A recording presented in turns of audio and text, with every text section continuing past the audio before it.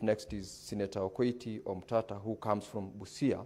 I will, before you contribute to the motion, give you under 1 minute to welcome the delegation, then contribute to the motion.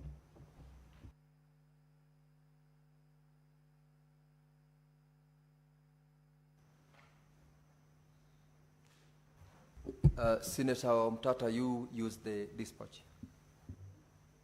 Mr. Speaker, sir, thank you for the opportunity, and I welcome the delegation from Busia Students Association. I was not aware of their presence, I was not informed, but I'm happy that they're here. I also want to inform them that we shall be having Senate Mashinani, so they should feel welcome to come back to Busia from the 6th of next month and air their views about what the Senate can help do for them. Otherwise, I wish them success in their studies, and I hope that they'll have a fruitful experience in their tour here. And next time I request that they send me an alert if they're coming to visit the Senate, so that I know they're coming to visit the Senate. I don't like being ambushed. But you are most welcome, and I wish you a very fruitful tour.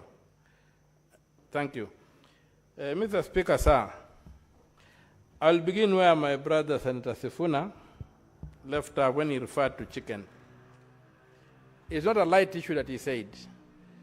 The word, one time a lawyer sage told me that the word ingoho has the word ingo inside that name. And I want majority speaker to understand.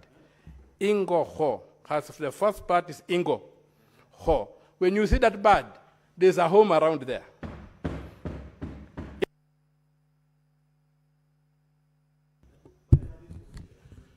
It is back, Senator Omtatah. Proceed. Yeah, that bird is a sign that the area is settled.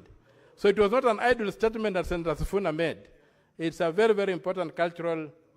If there must be a chicken, otherwise it's not a home. That will just be a house, not a home.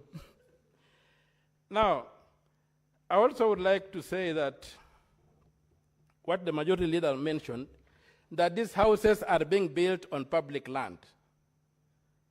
A very, very important condemnation of what is going on. We don't convert public land by building houses on it and selling them to private owners. If you want to private public land, there's a procedure for doing that. This affordable housing has no respect for any law.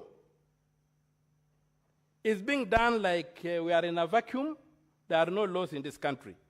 The question of public land has been set aside for specific purposes. Right now we are having a crisis in Busia, whereby the Busia Agricultural Training Center has been invaded by the public. It is a affordable housing thing, and they're just building, even they're building over the ponds that had been put there by under climate change, the fish ponds, demonstration centers.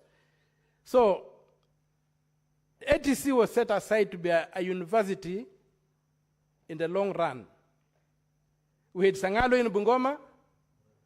We had got what was called Weko, which is now Masinda Mudro University in Kakamega. And there was the ATC in Busia, which were designed to be universities in the long run. And if you look at each of them, they were allocated a lot of land. The ATC sits on 95 acres in Busia town. They are dumping these houses there with no care that that's public land alienated for a particular purpose, and they don't care. And then they want to sell these houses to private individuals, which means they are privatizing public land. They are destroying the plan of Busia. They have got no care about the future of this country. That's what the problem is. So conversion of public land to private land. Public land is defined in the Constitution. Private land is defined in the Constitution. Community land is defined in the Constitution. No individual can just by the whims of their minds say they are going to convert that land by selling those houses to individuals. When power changes, we shall recover those houses and surrender them to the public. Neither President William Ruto, the minister, or anybody has the capacity to sell private land to a private individual. So whoever dares buy those houses, you are throwing away your good money. We'll recover those houses and put the land back to the public. Or you carry your house away from that land. There'll be two options. You'll have to find a way of carrying that house. And remember, it's a story house. How will you carry your floor or your apartment? I warn Kenyans, don't touch those houses, because when I take over, I'm going to recover them. In 2027, I'm going to recover them and return the land back to the public. And when the government takes them over, we are going to quantify each pay slip. My brother has been mourning about his 30,000 shillings per month. We shall quantify that money and recover it from a consolidated fund and refund you and make those houses public property. So just support me for the presidency. Next, Senator Koiti, I want to warn you that I'm you will not guided. use the platform to campaign I'm guided. for your presidential ambitions. I'm guided. The other thing, the other disregard for the law. Let us forget about public land. These houses, and not forget about public land, other than being built on public land, they are being built using money that has been collected from Kenyans as a levy, which makes that money public money. So in all essence, that is public property. We have got Article 227 of the Constitution, which requires that the disposal of public property must be done in a competitive manner, in an effective manner. The Public Procurement Act also does that. Where does it come that now we are using public money to make grants? When did the government become a grant maker? We already have an emergency fund that is in the treasury. Why are we becoming grant makers? And if you look at the Kenyan Constitution, it's a clearly civic republican charter with the rights to property and pursuit of the common good and use of public office for service, protection of private property. You cannot take Senator Sifuna's 30,000 shillings per month and use it to build a house for somebody else. That's what the Constitution condemns in Article 40 as arbitrary deprivation of Senator Sifuna's interest in his money. There was a question of timelines. And this is the danger of making unconstitutional law. Article 94, clauses 5 and 6 of the Constitution say that only Parliament has the power to make law. Parliament can delegate that power. Now, it cannot be said that in delegating the power, if Parliament fails to validate a statutory instrument within 15 days, the statutory instrument becomes law automatically. The ideal is that the statutory instrument should lapse if Parliament has not approved. There's a requirement that Parliament must protect the public, not by avoiding, not by omission, but by commission. Parliament must look at statutory instruments. This idea that if you don't look at them, they lapse, they become law automatically, is not constitutional.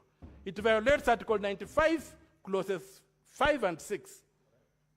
So, that law that was passed was wrong. As far as I'm concerned, by the act of the Constitution, these regulations lapsed. They did not become law. Secondly, we cannot go to the issue of look at the Affordable Housing Act as the primary act on making of statutory instruments. The primary act is the Statutory Instruments Act. And Section 15.2 gives 28 days, not 15 days. So the Statutory Instruments Act should trump that timeline that was smuggled into the Affordable Housing Act so that purportedly these things could become law. Now that my brother Wamatinga would like also to speak and I see time is running, let me be charitable and stop my submissions there so that my brother can also contribute. Thank you very much, Mr. Speaker. No, I don't say he's the next. He would also like to speak. So if I move away earlier, the next one moves away earlier, it will create room for him to speak. But I think I've massacred the thing with my skeletal submissions. And finally, I oppose the submissions. I need the report, and I oppose the regulations, and I wait to vote them out. And I agree with Senator Sifuna that since we have been burdened with having to contribute, we must vote on them. Thank you, Mr. Speaker, sir. Very well. For the benefit of Senator Omtatah, it is the chair who actually permits members to speak. Senator, take your seat.